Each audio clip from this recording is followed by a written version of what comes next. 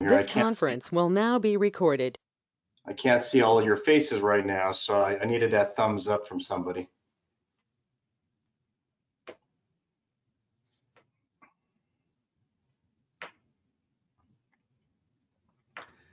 Oh, there's Jacob. Can't hear you, but I saw the thumbs up. My first go-to meeting. It's a new thing, Jacob. Yeah. It's a 2021 thing, huh? Yeah, it's just starting to use it. See a few people, familiar names out there. Melinda, good to see you from the New Mexico Partnership. Luis, Marcus from the state, I see you. Hey, Brent, haven't seen you in a while. I'm still not seeing you right now, but good to see you here. Well, not having to look at me, Davin, is probably a good thing. But anyway, nice to visit with you, sir. Good to see you. Hey, Tommy, how you doing? Long time. Henry, good to see you there. There's Tom Hutchinson. Hey, Tom. Oh, Lenny, how are you? I see Orlando Padilla's on the line. Hey, Orlando, how are you? Terry, out of Selly. Kirk, haven't heard from you in a while. Good to see you on. Morning, Davin. No, I'm on.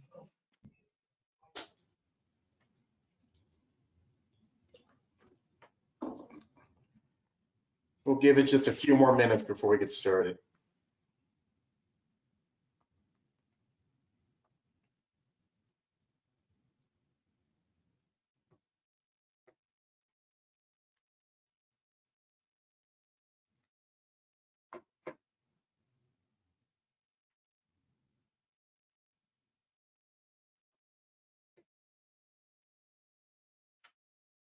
Hey, Carrie, good to see your name there. Scott, you as well. Hope you're doing well.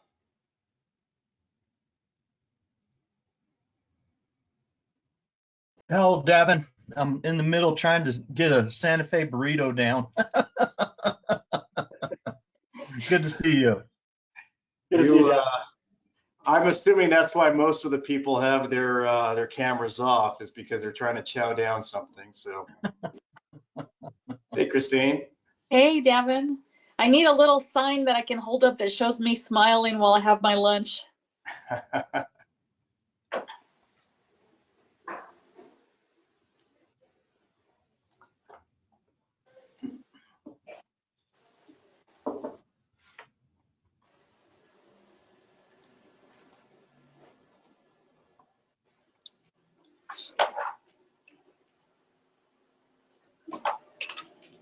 Oh, I see. Good morning, Louise. I see you're using the chat function there. So, good morning to you. Brett Owensby, welcome.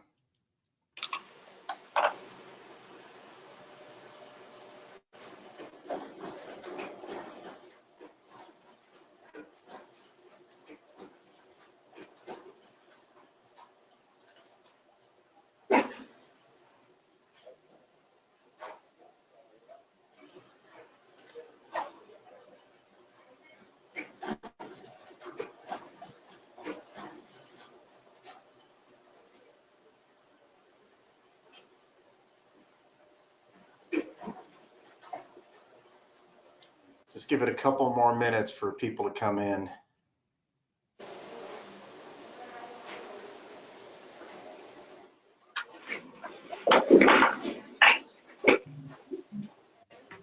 I feel like I'm doing one of those live Facebook live things they got going, and just waiting. A few more people, we'll get started here.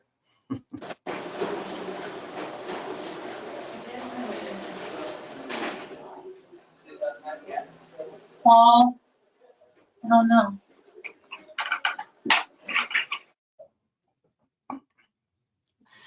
Well, why don't we go ahead and get started? It's 11:55, and we want to get things kicked off. We also want to be very respectful of everyone's time on here. I know if you're like me, you're all Zoomed and GoToMeetinged out already from the last 9 months of doing this. And as I said last time, We hope very soon we can re-engage and see you all in person, get back to our normal luncheons and networking. We're crossing our fingers on that and just hoping that that happens very soon. But meanwhile, as I mentioned last month, we really just wanted to make sure that MVEDA continued to provide you some of the information on economic development aspects that are happening, not only locally, but around the state, around the nation. I think we're going to have some good subject matters to talk about. We'll talk about one at the end of this for our next month's discussion. But we've, again, a lot of our audience that we've missed you in the lunches, but you've also told us that you've missed the information, and that's what we're trying to provide to you right now. Before we get started in introducing our speaker, I'm going to turn this over to Jacob Slavic for a moment. Jacob is not only an esteemed executive committee member of MVEDA, but also represents NAI First Valley, who is our sponsor once again for our electronic virtual information sharing event. So Jacob, I will turn it to you for a few minutes. Thank you, Davin. I don't know who you're talking to at this company. It keeps getting us to sponsor it, but we're happy to do it. And I don't have much to add. Jason, thanks for being here today. And thank all of you guys for joining in here. Without further, let's get started. Okay. And Christine, I know I said I wouldn't turn it over to you, but Christine is our vice chair of the board, and I thought I would turn it over to you anyway and let you say a few words before we got started. Oh, thank you for that, Davin. Welcome, everyone. I'm so glad to see everybody here in this platform that still lets us be engaged in the community and with each other and continue to be involved in the great work that MVEDA is doing to bring economic-based jobs to our community. I just want to give a shout out to all the staff at MVEDA because they just do an outstanding job, and just glad to be here with everyone. Thank you. Thank you, Christine. I saw Councillor Sorg enter and he turned on his camera for just a moment. He was brave enough to do that. So Councillor Sorg, I'll recognize you here. Thank you for coming. And I guess I see you, but I don't hear you, Councillor. That's because my microphone is off. Okay. That's all. Thank you. Well, keep your cameras off if need be. Some house rules. I mean, obviously we're having lunch right now, so we're going to have to eat and talk at the same time. We don't want that. But I will say we want this to be interactive. If you have any questions along the way, just turn your camera on so we can see you, and I'm sure myself or Jason will be more than happy to try to answer any questions along the way. And then, of course, we'll open this up to a few questions at the end, but please try to make this as interactive as possible. That being said, I want to welcome Jason Espinoza as our guest speaker this month. Jason is not a stranger to MVEDA or this audience.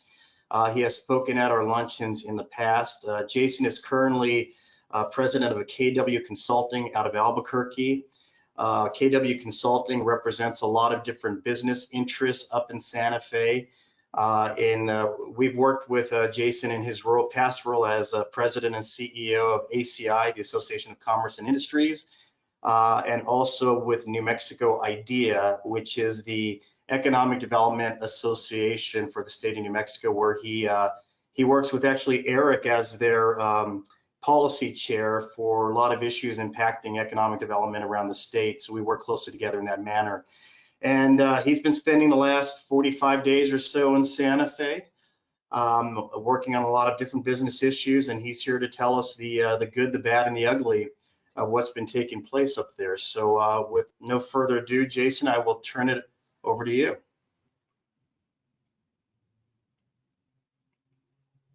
Awesome.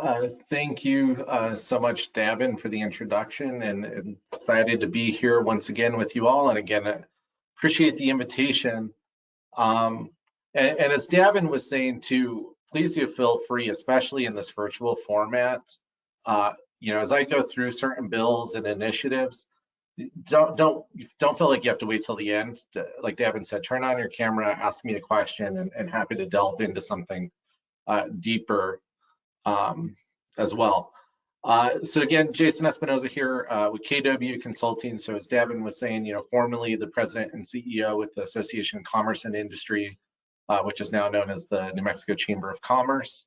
And then also former executive director with the New Mexico Healthcare Association, which represented long-term care facilities in the state, so nursing homes, assisted living centers.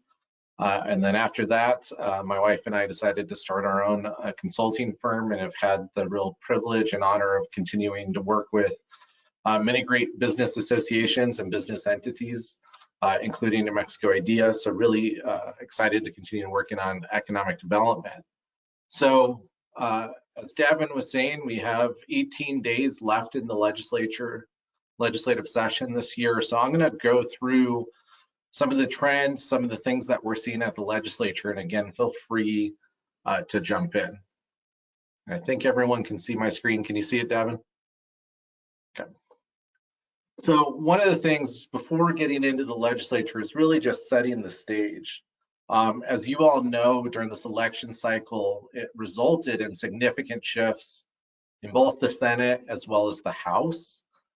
We saw multiple committee chairmen and chairwomen end up going down, defeated in the primary elections. So this year we have, in the Senate, a new Senate pro tem, so Mimi Stewart, after, the long-term pro tem, Mary Kay Papin, lost her primary election. We have a new chair of Senate Finance in George Munoz. We have a new chair of the Senate, newly named, it used to be Senate Corporations Committee, and now it's the Senate Tax, Business, and Transportation Committee in Senator Ben Shendo. And so there's been quite a bit of changes in terms of the composition and leadership over there in the Senate, which will play into some of the initiatives that I'll talk about today. Additionally, even in the House of Representatives, we do, because of retirements, saw a significant shift as well. The new chair of the House Transportation Committee from your neck of the woods is Angelica Rubio. So we've seen shifts in the House of Representatives as well. Let's see. You know what? I can switch it. Hold on one sec, Dave. Stop sharing screen. Let me see if I can switch it, and I'll do it through something else.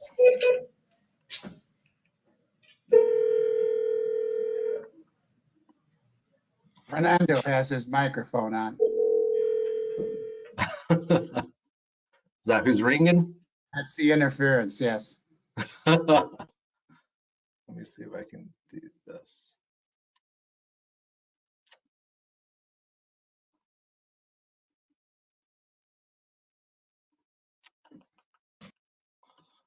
All right, let's see if I can share it. I'm muted. I don't think it's me. It's okay now. Let me find the screen to share. Hold on one sec. See if this works better.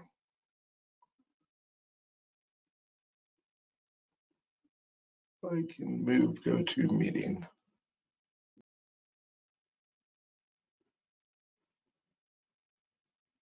And I might add to the audience, on the far right of the screen is a plus and minus button, and you can control your own zoom on the presentation as well if it's too small or too large. Okay. Does this look okay, or is that too big now? I think that looks perfect. Okay, great. So additionally, even though there were no, changes in the governor, because she was up for re-election this last time, there have been significant shifts in the administration. Over 10 cabinet secretaries have shifted since the start of the administration. Most notably during the pandemic, the Department of Health Secretary retired, as well as the Veterans Affairs Secretary, Public Safety Secretary. So there's significant shifts ongoing in the administration as well.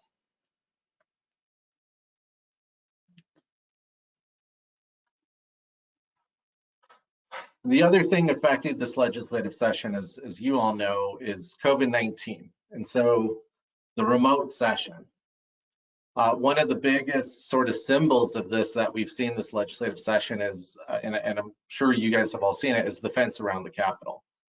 So the fence around the Capitol was first, erected given the fears around the inauguration and what happened on January 6th. And so, the legislature decided this session is going to be mostly remote. It's a hybrid fashion, but mostly remote. The committee process is remote.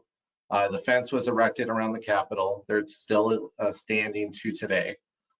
And one of the biggest sort of debates, and I'll share both sides of this, is what has the effect been on the public comment and public engagement? From one side, from one perspective, what you hear is, the remote session and the ability to participate in the committee process through Zoom has really opened up things for the public. You don't have to travel to Santa Fe anymore. You can just hop on your computer during a lunch meeting, during a breakfast, whatever it may be, and give your public comment. And so there's been reports that, more folks have engaged in the committee process than ever before. They're counting those numbers up, and that it's been representative of people from all the counties across the state. Another perspective on that is interesting, because you hear from a lot of the lobbyists in the buildings and other business colleagues in the buildings. The committee process is only part of the whole legislative process. Folks are used to being able to, wait outside a legislator's office to go talk to them. Folks are used to catching folks in the hallway, waiting on the, House or Senate floor to talk to a legislator, and that's, no longer available since the public's not allowed in the building. And additionally, folks are used to usually giving longer public comments in person to really go through some of these complex issues. But what we've seen both on the Senate side as well as the House side, in order to manage the increased number of public participants, they're limiting people to, in some cases, 90 seconds, and in other cases, only 60 seconds of public comment per person. And I don't know about you, but it's really hard to get out and explain a complex issue beyond just, high-level talking points and sound bites in 60 seconds, especially when you go through the formalities of the legislature. And, it's, Madam Chair, members of the committee, my name's, ABC, and I represent, DEFG, and you're 10 seconds in and you have 50 seconds left to really go through what the issues of a bill are or what the positives of a bill are. And so it'll be interesting to see how that continues to work, especially in the crunch time with 18 days left and things start ramping up and going really fast. How is that going to work in this digital world? The other thing that's really been affected is the committee process and the floor sessions. So for those of you who regularly attend the session or follow the session, you're used to them meeting in committees every day and then going to the floor every single day. But in order to do this hybrid remote session, what they've mostly done is we're going to meet in committees virtually. So people can go home or they can be in Santa Fe, wherever they want on the House side, and the Senate side, they should be in Santa Fe. And that they're doing basically a week to 2 weeks of committees, and then they'll meet on the floor. And so that's what they've done for these first 40 days, is really do a lot of committees and then sparingly on the floor. But one of the effects that that's had is it's somewhat slowed down the whole process, because typically if you have a bill going through the process, you have to get it through that committee, and then that committee has to do a committee report that's adopted by the floor before it moves to its next committee. So the fact that they're not meeting every day slows that process down. You can't get from committee to committee every day, or committee to committee as often as you could in the past. So that's had a real big effect. Now that we're 18 days away from the end of the session, both the Senate and the House are expected to meet on the floor every single day. So the House, particularly for this week, has said, look, we're going to do our morning committees, we're going to do our afternoon committees at 1:30, and that they are meeting on the House floor to debate bills every day at 4:30. So I expect long evenings the rest of the way for the House of Representatives. They started at 4:30 yesterday. I don't think they wrapped up till about 11:30 p.m. last night debating bills. And I think you're going to keep seeing this, because one of the things is You know, you can debate, there's a maximum amount of time to debate a bill, and it's 3 hours.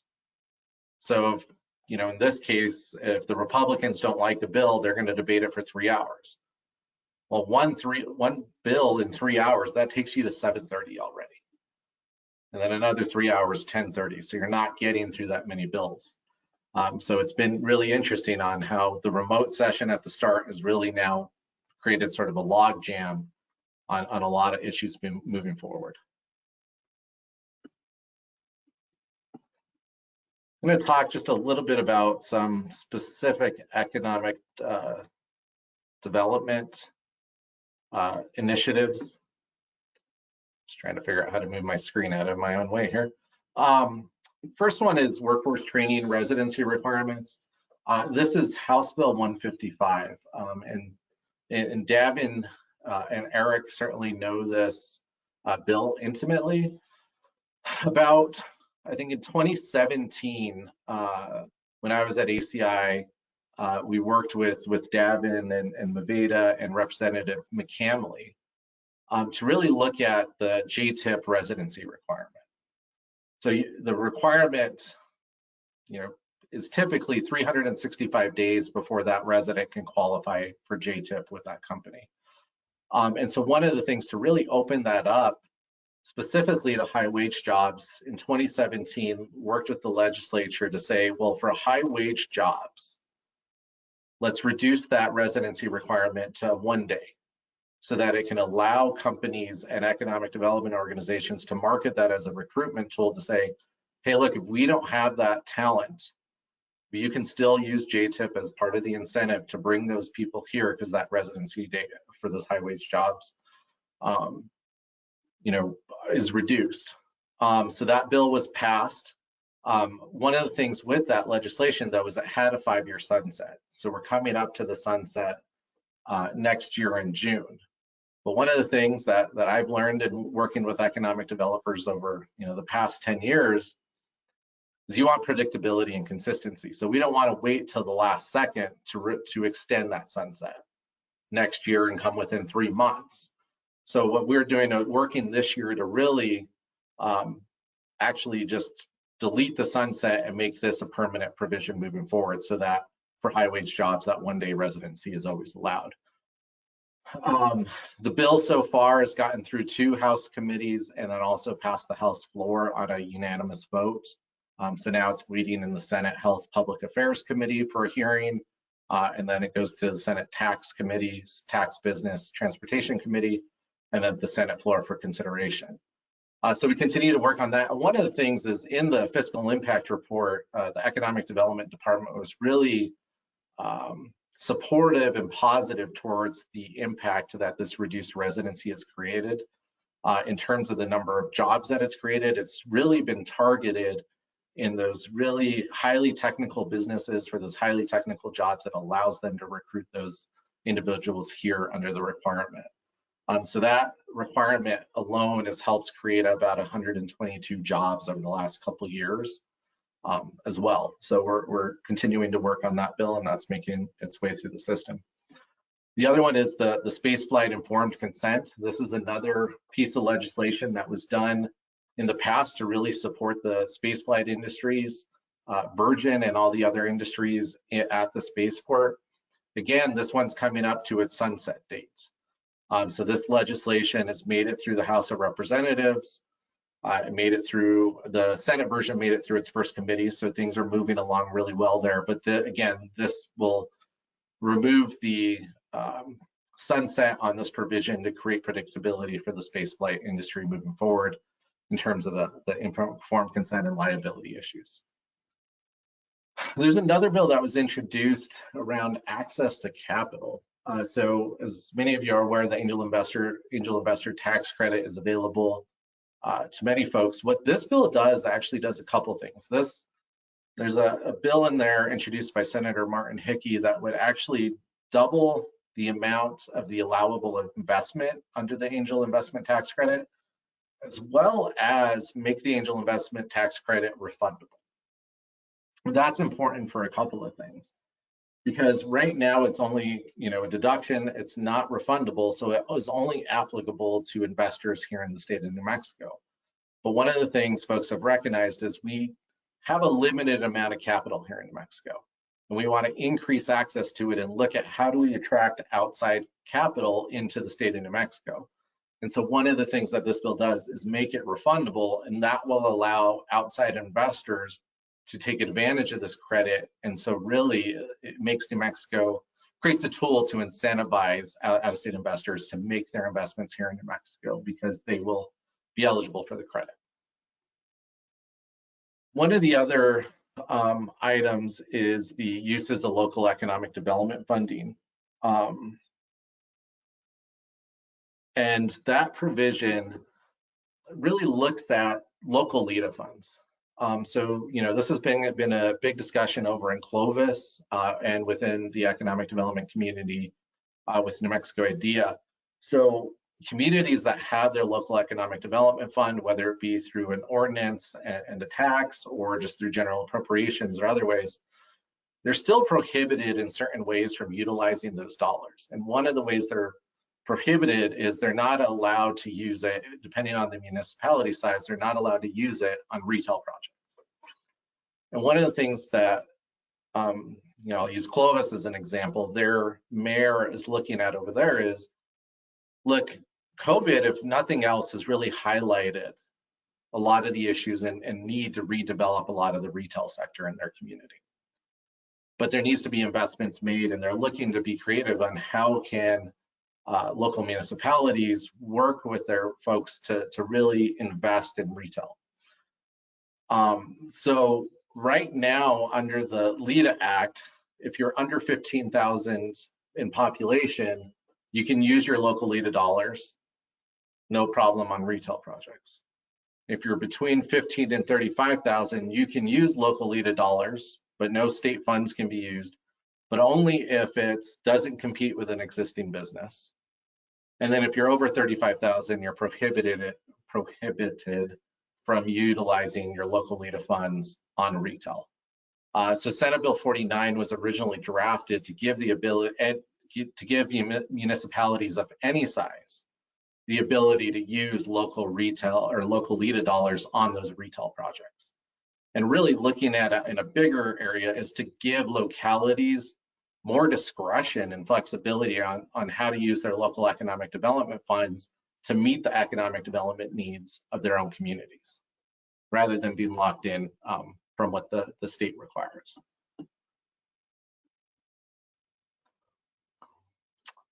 So here's some economic development funding. Just wanted to highlight 3 specific areas here. So again, the House Bill 2 is the budget bill. It's gone through the House Appropriations Committee. It was passed out of the House last week, and right now it's sitting in Senate Finance for consideration as well. The Job Training Incentive Program, so JTIP, was allocated in the bill as it currently stands. These things can change. Is sitting at $12 million. And that's split up between 7 in the base and then 5 million special appropriation. There's an appropriation of 17.5 million into the LEDA fund, so that's your Local Economic Development Act fund. And then happy to see an increase in the New Mexico partnership. So the New Mexico partnership, and I think I saw Melinda on here as well, is a critical tool across the state, and they are the marketing arm for economic development in the state. And so in the last special session, they were cut down to 900,000 from 1.4 million. So we're seeing them inch up again at $1 million. Would still really like to see that increased, but at least it's up from 900,000, because that's a critical tool, especially as we're looking towards economic recovery. We're looking at really capitalizing on the advantages that New Mexico has to offer. The New Mexico Partnership's ability to work with local and regional EDOs across the state's critical. So making sure that they have their budget is really, really important.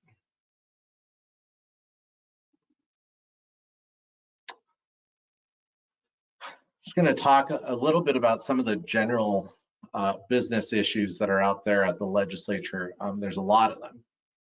So one of the things that we're seeing at this legislature, despite the need for economic recovery, we are seeing a lot of bills that would add costs to doing business here in New Mexico. And I know a lot of folks in business associations and trade associations across the state are concerned about those and the signal that it sends to businesses looking to relocate or expand here in New Mexico as well. One of the bills that we did see would have undone all of so under the Richardson administration, we saw the phase in of the reduction of the corporate income tax rates. And that was finally finalized, I think, in 2018. We saw a bill this year that would have undone that whole thing and would have phased them back in over a phase of 3 to 4 years and brought them back up to what they were in the past. One of the things that I know a lot of people expressed issue, besides just the corporate income tax increasing and what that might do for economic development, is that would have created basically a span of 10 plus years that corporate income tax rate would have been variable. You know, we saw it phase down and change, and then it would have phased up and changed as well. So again, the predictability was an issue. The sponsor of the bill said he just wanted to put it out there for discussion and see what people had to say. So that bill is not moving forward, but it was still introduced. There are several bills that would increase the personal income tax. There were 2 versions in the Senate. One would have increased the personal income tax to, I think, 7.9%. And one of the things that a lot of the folks, and we're still educating legislators on this when we talk to them, is, you know, more than 3/4 of the businesses in the state that are small businesses, and even some larger ones, are structured as pass-through entities. Whether they're a partnership, an LLC, or even an S corp, they don't pay corporate income tax. They're paying their taxes on their personal income tax rates. And so, you know, when we talk about the personal income tax rates, that is a hit on small business. So the ones in the Senate, we saw them roll those over, and I think there's one up today. But we saw out of the House of Representatives yesterday, the House Tax Committee moved forward a sort of mini tax package proposal. And one of the things that they did in there was increase the personal income tax. So, you know, that keeps,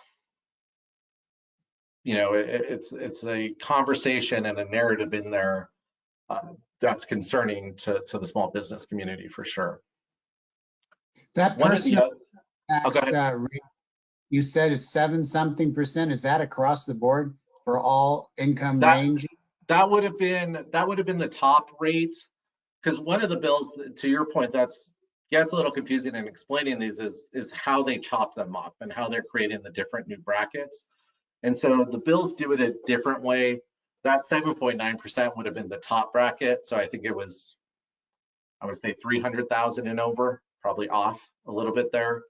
But okay. It does, other ones are creating new brackets throughout. All the way down to the lowest income range? The lowest income would stay status quo, but in the middle, then they sort of break it up. And I can send you, what I'll do, Davin, too, is I can send you to send out to the folks too. I'll give you the list of the bills and sort of the links to them all, if that's helpful. Yeah, I can get that. Okay. Okay. The other one is House Bill 20 with the paid sick leave requirements. So this bill just passed the House of Representatives over the weekend, actually on Sunday, on a 36 to 33 vote. So this bill would require all employers to offer 64 hours of paid sick leave to employees. So it's 1 hour for every 30 hours worked. So it ends up maxing out at 64 hours. One of the things that this bill also has is it requires during a public health emergency that there's supplemental emergency sick hours that employers have to offer, and that's 80 hours. So if this bill does get signed into law, upon enactment, there would be the 64-hour accrual, but then since we're still in a public health emergency, or if we still are when this is, goes into effect, everyone would also have to immediately get 80 hours as well. And so one of the things that's been interesting, and trying to work on this bill, and you know, people are concerned about it, is there's also, over the last decade, people have been moving away from sort of the vacation leave and sick leave and putting it all together in the paid time off, sort of one-time bucket, because it's easier to administer from the employer standpoint. And then honestly, it's a lot more flexible and a less invasion of privacy from an employee standpoint. You know, you don't have to say you're sick or do this, you're taking the day off, that's fine. The interesting thing about this House Bill 20 is, even if an employer offers comparable 64 hours of paid time off, that would not satisfy the requirements of the state statute. It says they have to be sick days, and PTO does not count towards sick days. So if this goes through and you have an existing PTO policy, you may be forced to make the decision of, do I go split up my PTO now into sick leave and vacation leave, and I'm required the 64 hours of paid sick leave? Or do I just add 64 hours of sick leave on top of my existing PTO policy? So that's just a really interesting, I think, part of the paid sick leave requirements. The other thing that was in the fiscal impact report for that bill, the Workforce Solutions Department noted in their analysis of paid sick leave bills throughout the country that this one in the enforcement provisions and sort of the fines was one of the most punitive, or was the most punitive across the country that they saw in their research. So that's just an interesting one to see, and how it's not really flexible with folks with existing PTO plans. So that'll be now it's moving into the Senate for consideration. Paid family and medical leave requirements. So this is House Bill 38. This is an interesting one. What this bill actually does is create somewhat of an insurance program within Workforce Solutions, so that when someone takes, 12 weeks of paid family medical leave, it would be paid out of that fund. So the employer wouldn't necessarily be paying those 12 weeks. It'd come out of this fund. But in order to create that fund, and that basically insurance pool, what the bill does require is a 0.4% payroll tax on the employer. So to fund that full, as well as a 0.5% tax on the employee wages itself. So the employee is on the hook for 0.5% tax on their wages, and then the employer for 0.4% of their payroll tax. So that's an interesting program that got through 2 committees, was on the House floor, and then the chairwoman of the House Appropriations and Finance Committee requested that it be pulled back into House Appropriations given its fiscal impact on the state. So that's actually scheduled to be heard in House Appropriations today, but we'll see how that one ends up working out. There's also, this is House Bill 268, the COVID-19 workers' compensation presumption. This is a really interesting bill. What this basically does is, if an employee gets COVID-19, they're trying to create the presumption that that happened in the workplace so that they're eligible for workers' compensation. And they've had a lot of pushback on this bill, and there's been a lot of concern from the business community. So the way they've sort of tweaked it is, if an employee gets COVID-19, doesn't matter where, if it's at the home, work, wherever, and they can establish that that employee or that the employer did not strictly comply with the public health order, then it's presumed to be covered under workers' compensation. And so that brings up just a lot of legal issues in terms of what is the definition of strictly complied with the public health order. How does an employee establish that the employer didn't? And one of the things that I know a lot of folks who work in workers' compensation are concerned about is workers' comp has always been designed as a no-fault system, and it's designed so that workers get delivered quick and their benefits quick and efficient. Because you don't want to delay in the payment of their medical benefits, you don't want to delay in the pay of their wage benefits. But this, with that provision, a lot of folks are worried it's just going to be litigation upon litigation in determining, well, who's at fault, where does this lay? And so I know there's a lot of concern. There was a similar proposal in Colorado during their last legislative session. They ended up tabling that provision in Colorado because their analysis came out that it was going to increase the workers' compensation rates by 27% was the expectation, which is huge when you're looking at those rate increases. Another issue that folks I know all across sort of the business community are keeping a close eye on is unemployment insurance and the solvency of that fund. So prior to the pandemic, New Mexico's unemployment insurance trust fund was one of the most healthy in the nation. It was, I think, more than $450 million were in that fund. Things were great and healthy. Then the pandemic came, and no one's unemployment insurance fund, nor calculation or formula, predicted a pandemic of this kind. So as of September 2020, the fund went insolvent. And so the state has had to borrow more than $200 million from the federal government to keep that fund afloat and to continue to pay out benefits to claimants here in the state. So as of the end of January, there's $18 million sitting in that fund, or more than $200 million in the red with loans out from the governor or from the federal government. And the only reason we have $18 million in there is because during one of the last special sessions, $51 million from the CARES Act got moved into that fund to keep it afloat. So one of the things that the legislature has done in House Bill 2, they included a $325 million appropriation to bring that fund back up to solvency and to help pay the federal loans back. One of the things that I know is that's not enough. Given the amount of claimants that we still have, they're probably looking at needing $700 million or probably more this year in that fund. So there was a piece of legislation, House Bill 148, that did look to create a small surtax, a 0.2% surtax on everyone's unemployment insurance rate, as well as increase the wage base threshold from 25,000 or 28,500, because that's all you pay it on right now, and they wanted to increase that to 40,000 so that you pay the tax on the first 40,000 of an employee's wages. That was temporarily tabled in the House Appropriations Committee yesterday.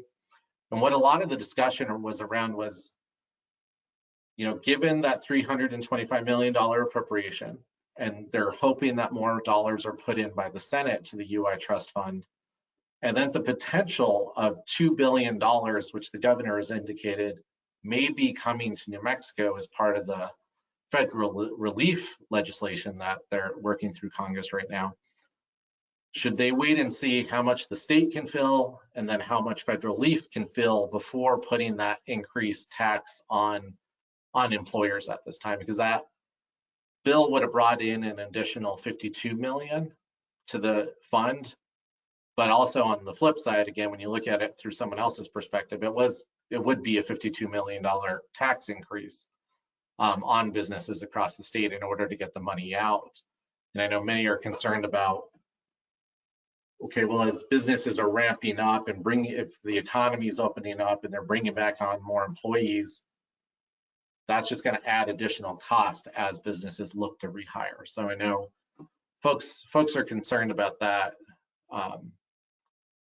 moving forward there as well.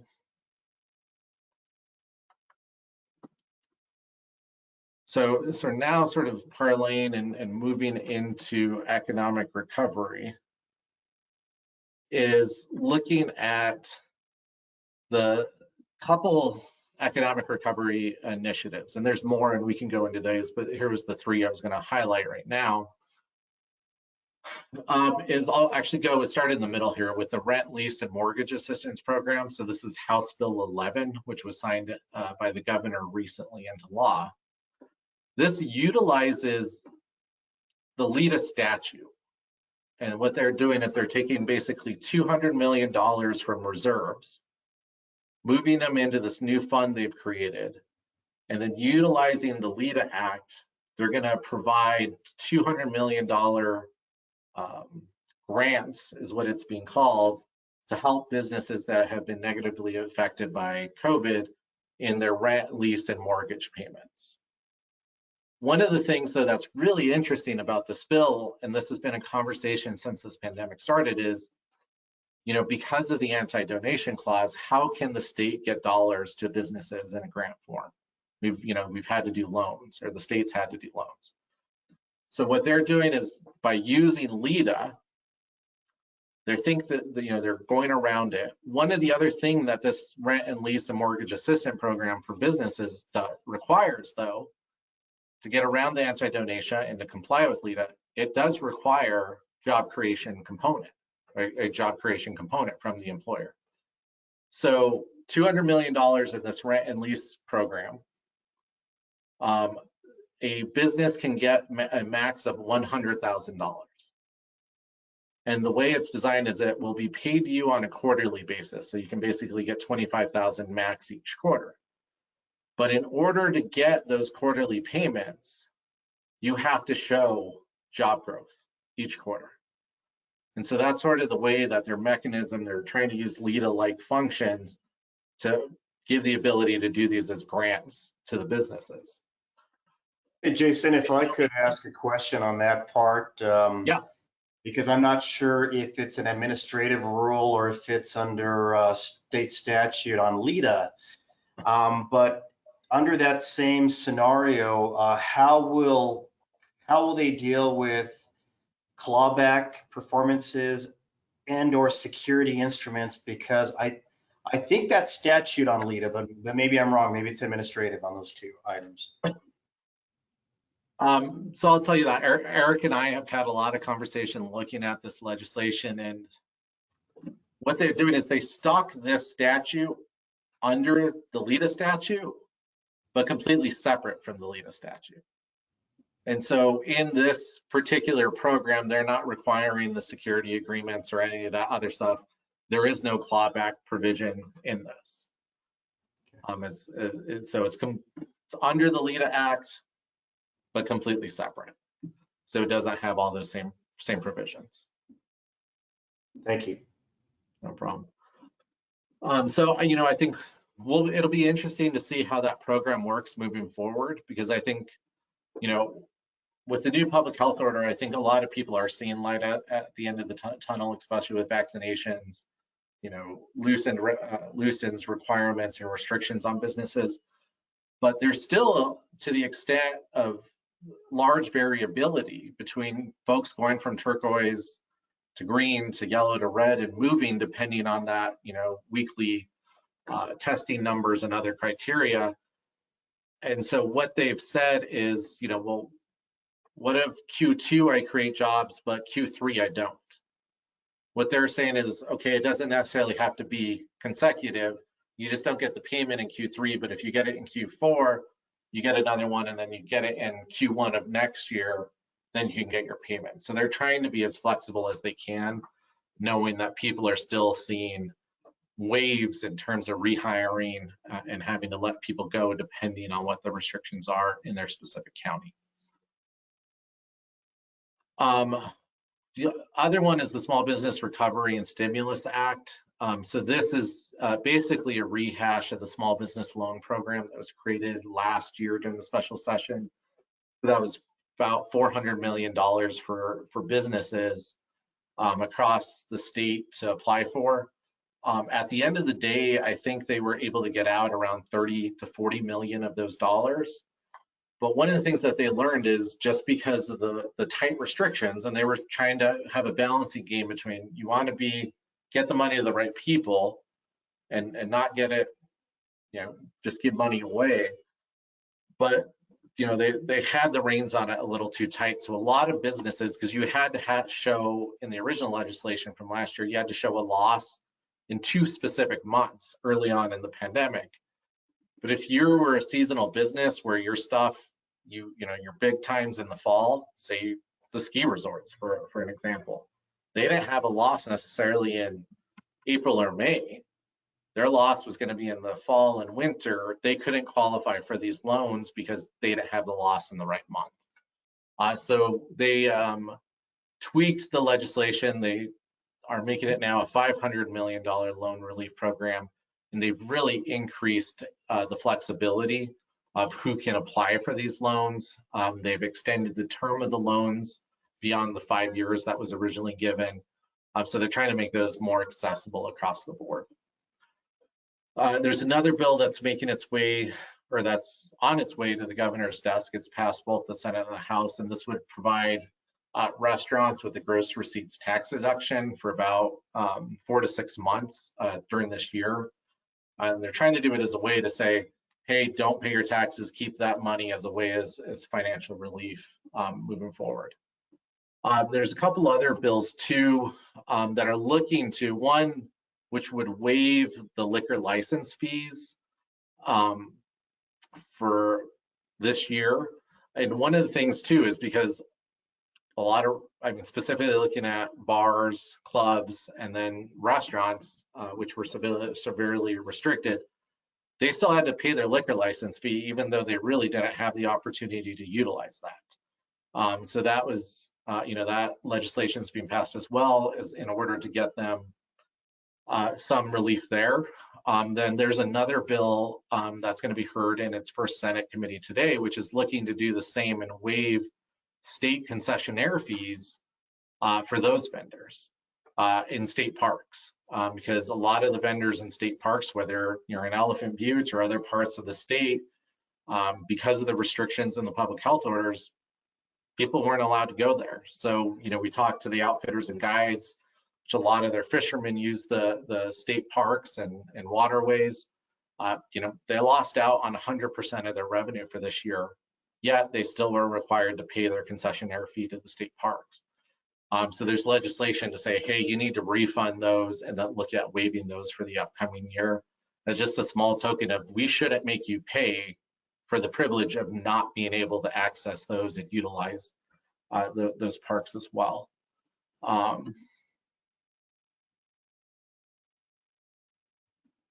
So there's those. Let's see here. And then happy to take any questions, stab in or comments or drill in on anything more specific. Yeah, thanks, Jason. A lot going on this year, a lot of different changes. I guess I have one question to get us started, and I'm sure others are going to have some questions. If on that personal income tax rate that you talked about a little bit earlier, it's interesting because are they talking about the impact of it preventing more small businesses from forming? Because one of the things that we find with small businesses versus El Paso, let's say, is it's so inexpensive to form an LLC here in New Mexico versus like Texas, for example. So it's almost easier to get into business. But since this seems to be almost penalizing those small businesses to get into business, have they discussed that as a barrier to more business creation?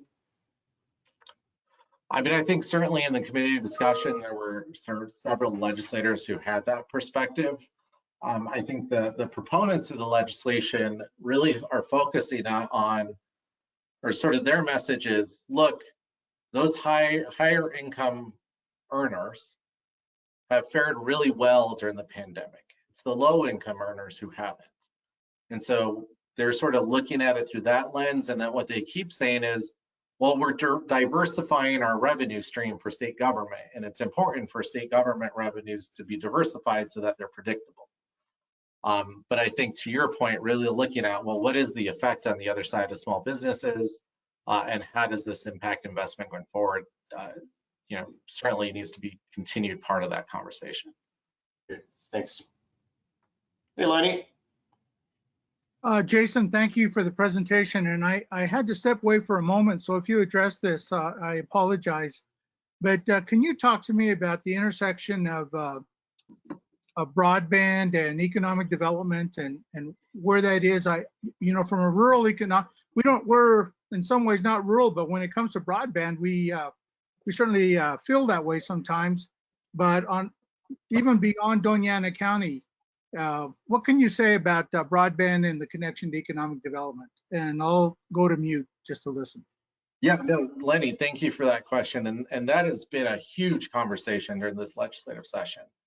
I think, again, with the pandemic really highlighting the need for broadband connectivity, whether it's for kids that are doing a remote school, whether it's folks working home, whether it's remote workers, whether it's whatever it is, broadband is really should be looked at as critical infrastructure moving forward in terms of today's society. You can't do anything without it. So there's been several pieces of legislation, both on the House and the Senate, specifically to look at how can the state do a better job of coordinating the state's investments in the broadband infrastructure and really making sure they're drawing down federal funds for that and just doing a better job of coordinating even with private providers.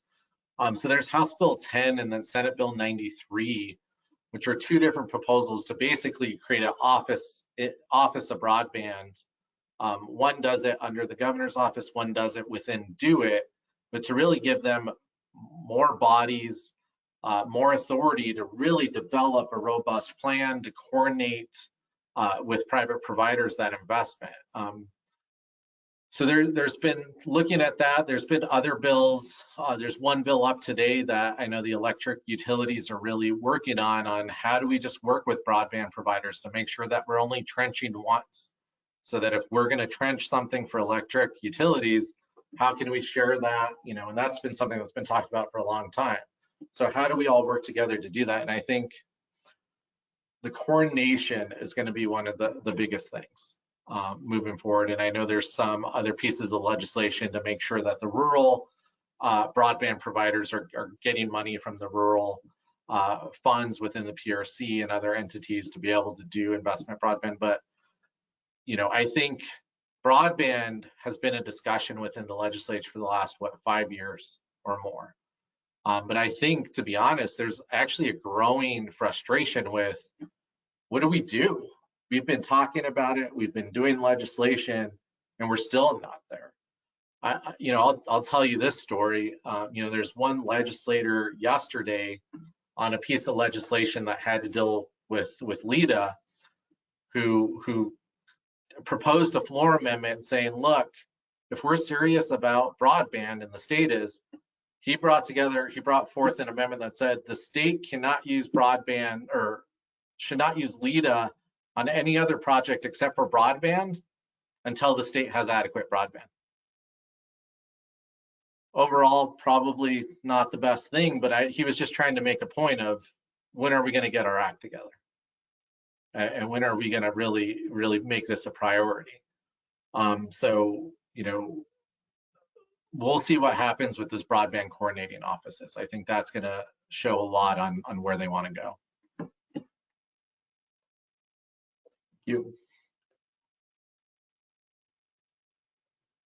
Any Thanks. other questions coming up? Yes, Gavin. Yes, Can you give us the number on that income tax bill again? Yeah, so I would say the one I would look at, Counselor, is House Bill 291. So the one on the Senate side stalled out in committee. House Bill 291 is the one that it's basically a mini package that adds new brackets to the income tax. It increases Lichter at the same time, does some stuff to the working families credit, changes the way the capital gains deduction is done. So there's a lot going in there, but that's the one that I would look at because that's the one that seems to be moving. Thank you. I'll keep an eye out for anyone who turns on their camera or microphone for a question. But meanwhile, Jason, another question I have is going back to, I think the first page of your presentation was basically how we're working through legislation around COVID. Do you think Zoom and GoTo and being able to dial in and even provide feedback or commentary via those items in committees. Is that going to be a permanent thing, do you believe? Is this part of our future? I do. I think the way the legislature works and the way the public interacts is forever changed. One of the things that I've always loved about New Mexico, the New Mexico legislature, is its accessibility. I mean, anyone that's visited there, you walk in, you don't have to go through security checkpoints. You just walk in, you can go into legislators' offices, you could go down to the floor of the representatives or the floor of the Senate if they're not they're not actively in session, and you can go talk to people. That's been one of the best things, and one of the things that I really think has made our legislature work is that accessibility. And I think it's going to completely change. I think there's probably going to be security moving forward at the legislature. The Speaker of the House has indicated that Zoom is here to stay. And that'll be interesting to see how that works when people are in person and through Zoom. Is everyone going to be limited to 60 seconds? How is this going to work? Because in my candidness, I'm worried about the ability, this session, I don't think folks have been able to at least on the outside, working and advocating for businesses. I don't think a lot of folks and advocates have been able to really get deep into issues with legislators and committees because they're not there. You can't talk to them right after the committee meeting or right before the committee meeting. You log on to Zoom, you get your 60 seconds and that's it. And so I think, especially as we're looking at the economy and rebuilding it and economic development over the next 5-10 years, those are complex discussions that deserve a longer, deeper conversation. So I still hope, even though we have Zoom, that there can be ways for those deep conversations and because we always used to say when there were complex issues and people on both sides, what would the committee chairs do? They'd tell both sides, go get in a room and don't come out until you've agreed. Doesn't work the same way in Zoom world. So some of that's missing. Thank you. Okay, we're got about 7 minutes left in the hour. Any final questions for Jason from anybody? Be an auctioneer here, going once and going twice, and I think we're ending the hour. Well, I saw Lenny just jumped on right at the last second. Lenny, did you just buy a spot on this? No, I just wanted to say thank you, Jason. Thank you, Lenny. Appreciate it. Yeah, Jason, I'll echo that. Thank you. We always appreciate the information you supply here and really all the support you give to economic development over the years and continue to do so. So we appreciate your expertise both in Santa Fe, but understanding the economic development issues as well. Thank you. I appreciate it and happy to come back anytime. Thank you. Before everyone leaves, let me just talk a little bit about, and I don't know if Eric Montgomery is still on or not. I think he was on a little bit earlier. I don't. Still here. Okay. Yeah, Eric, why don't, I think we have a pretty exciting program for next month. I just want to give us an opportunity for those on the phone or on Zoom to listen and to hear about what's coming up so that you're prepared to sign up for it. So Eric, do you want to talk about our next month's presentation? Yeah, thank you, Devin. So next month, April 6th, please mark your calendars and reserve the time, but we'll be sending out a reminder as we normally do. The theme for next month's conversation will be centered around remote work opportunities. We actually have been able to team up with some colleagues at Tulsa Remote that will be doing a presentation on their program and how successful that's been. And then we'll wrap the conversation up with some local opportunities as well. Yeah, thank you, Eric. And I think as Jason stated, remote work, we've seen it grow over the past year in COVID. It's probably going to be here to stay in one way or another, which provides some unique opportunities and challenges on how we integrate that into economic development strategies going forward. And we hope to hear a little bit the pros and cons of what happened in Tulsa. They've been very aggressive about it. and then a discussion on what we can do here. So that being said, we thank you for your time today. Hope you enjoyed your lunches. Wish we could all eat together again, but very soon it'll happen. That being said, I will say goodbye to everyone, and we will see you in a month, hopefully. Thank you, everybody. Thank you, Davin. Thank you. Thank you.